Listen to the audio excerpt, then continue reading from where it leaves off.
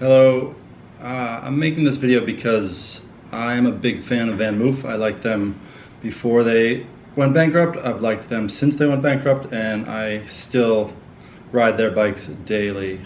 One of the biggest failures mechanically that they had was in their electronic shifter.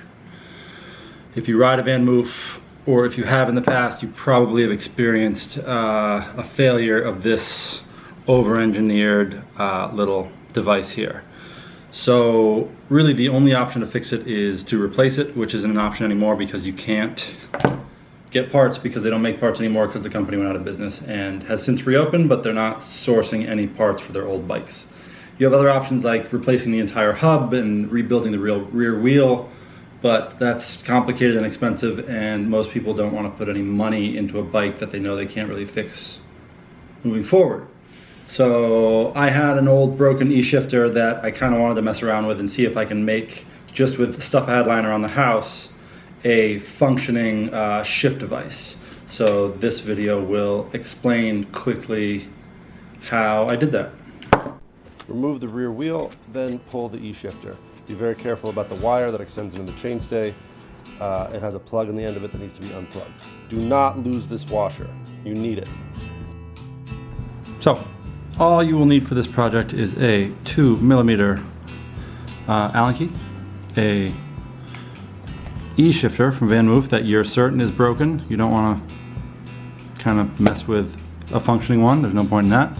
I used some paracord that I can core out. You need the core of the paracord, super useful.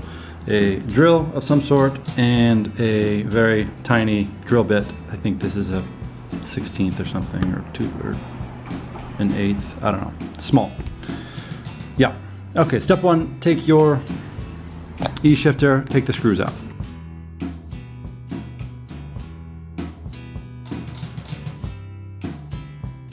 Okay, step two, so this has a little seal all the way on the inside. You'll just have to kind of pry it, work it open, and it'll pop open eventually. Careful, there's like a million little parts on the inside that will go flying if you're not careful. So there we are. So on the inside, as I said before, wildly over-engineered nonsense.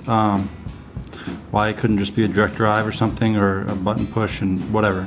But here we are. So what you're gonna do is basically take out all of these guts here. So unplug these here. The motor will just pop right out. Set that aside, you won't need it. This circuit board, which is complicated and unfixable, just pops out. I would try not to break it just because I don't like to break things. Set that aside, you will not need it. Then there are these ridiculous Rube Goldberg like gear system here. They'll all just fall right out. And now you have the shell, which looks just like this. You won't need any of this stuff again for this project. So I just throw it on a bag and probably throw it away.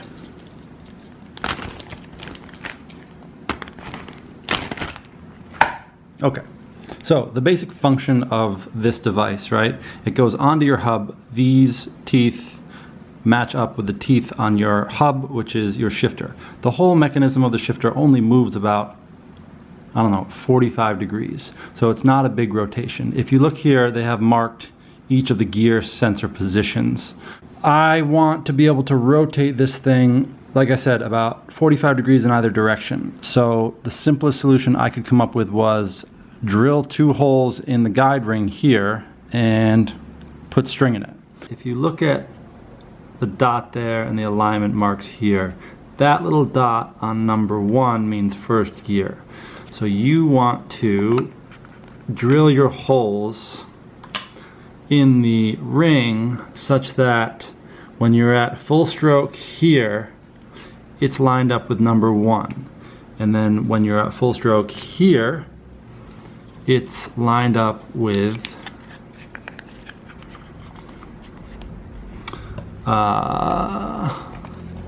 hole number, come on, maybe focus, there we go. It's lined up with hole number 4. So again, if there's any way you can align it so that when you yank, you're at 1, and when you yank, you're at 4, then that's ideal. So I took my very fine drill bit, I drilled 2 holes in this aluminum ring, which is super soft.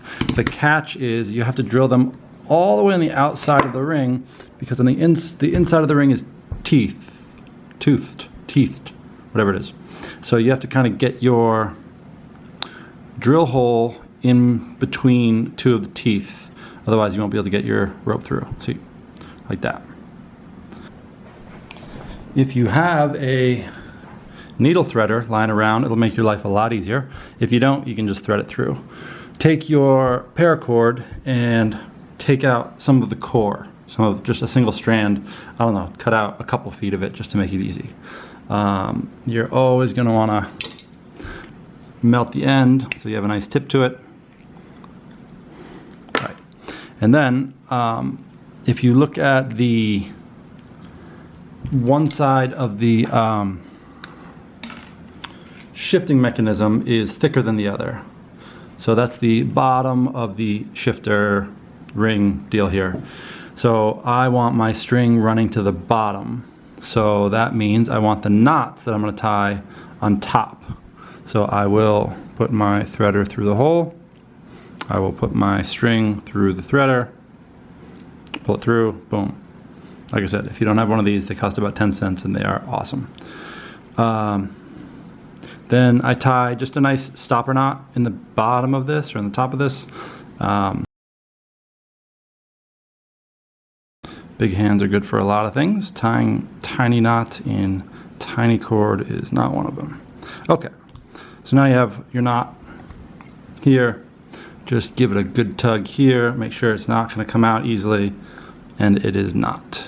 I will trim off the excess.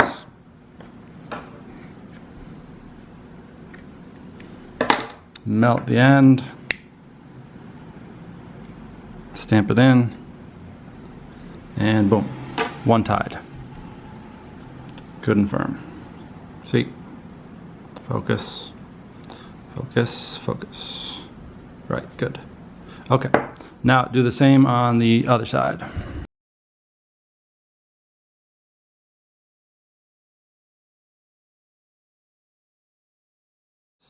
So, carefully slip this back into place here. With your alignment where it should be, generally. So now it's back in place and we have our 2 ropes. So if I pull on this end it twists, if I pull on this end it twists. That's what we want. Great. So now I kind of dressed it straight up and then just kind of where it'll naturally pull. So it's not at a sharp angle. Put the cap back on, like this, and then take a look and say, okay, that's where we want to be, where the ropes want to be, where the string wants to be. Just mark there on the fatter piece of the case, and then take your drill and put 2 little holes in the case, being careful to watch out for your plastic nut there, which you don't want to drill into. All right, so now you have your holes drilled. Where's my threader? Has anyone seen my threader? There. Okay. So take your threader, kind of there. 2. So now, just to do a dummy check, make sure you're in, clean, clean, clean. Nice. Great. So now you're kind of done with this device. Just make sure you're aligned. It'll make things a lot easier when you put it back on the bike. So like I said before, make sure the dot there and the alignment marks here. That little dot on number 1 means first gear. So this is back together. everything works. Twist, twist, twist, twist, twist. And we'll put the screws back in.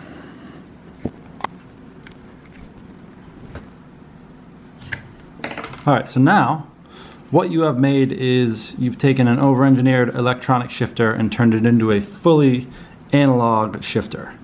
The device itself is just designed to turn this ring, so it turns the ring on your hub, which shifts into different gears. But now you've attached strings to it, so you can pull on those strings and shift between your gears.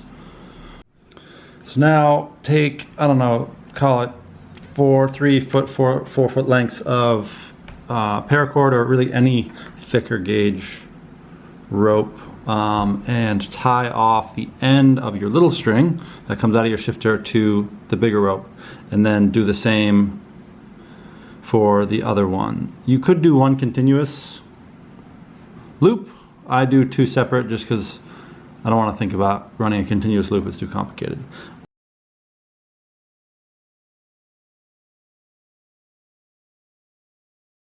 Are tied. Now you have this whole device that, as you pull, right, you pull on one, it shifts, you pull on the other, it shifts. It'll turn the shifter like so. Ding, ding, ding, ding, ding, ding, ding, ding, ding, ding, ding.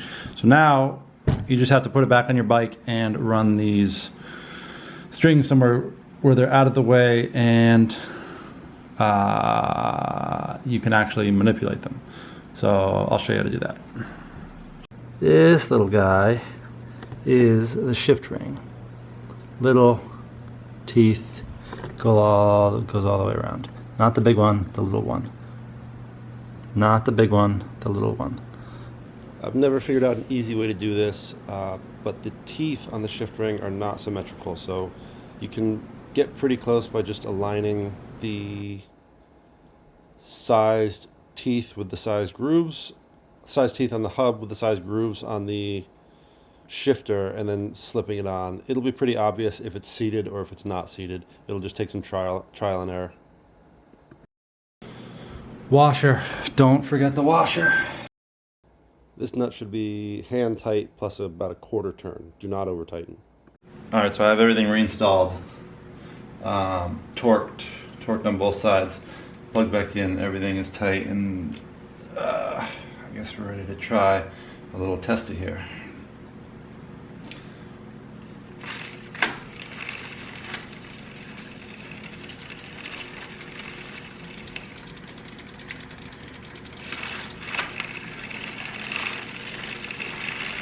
Seems like it's working. Shifting, shifting, shifting, shifting. Okay. All right, so this is where you could spend a whole bunch of time making this beautiful and making some dial-a-wheel or like shift lever, but that's not the purpose of this video. This video is just how to get back on the road with some manner of shifting capability. So I'm gonna make this as dumb and as dirty as I possibly can to do it as quickly as I possibly can, just to get the bike back on the road. So I think I just want this. I have to keep these ropes deconflicted from anything moving, obviously. So that means I can't run it through. I could run it this way and up, but again, that seems overly complicated for the purpose of this task. Run one on this side, one on this side. That might be the move. If I capture here, if I capture here,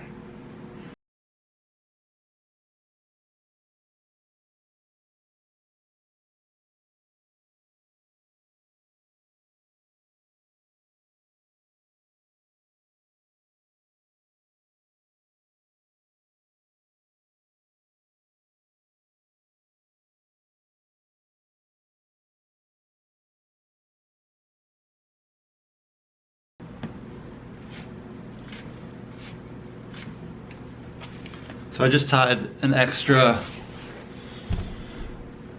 So I tied this here to keep the lines kind of where they are, and then I tied this here and put 2 loops in it on either side, just as kind of guides, so these don't just fall off, so you know where they are kind of always. Then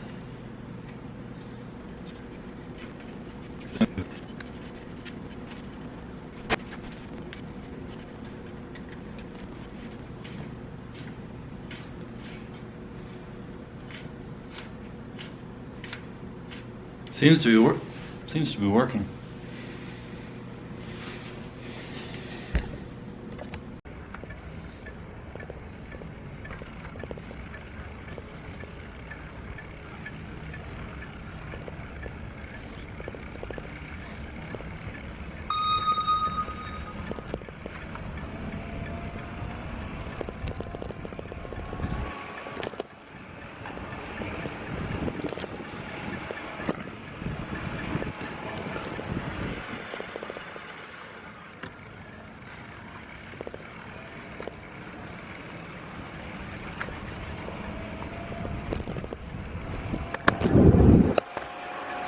Absolutely 100% works.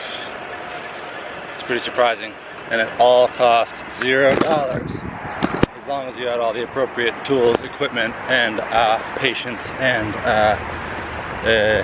expendables at your house, mainly paracord.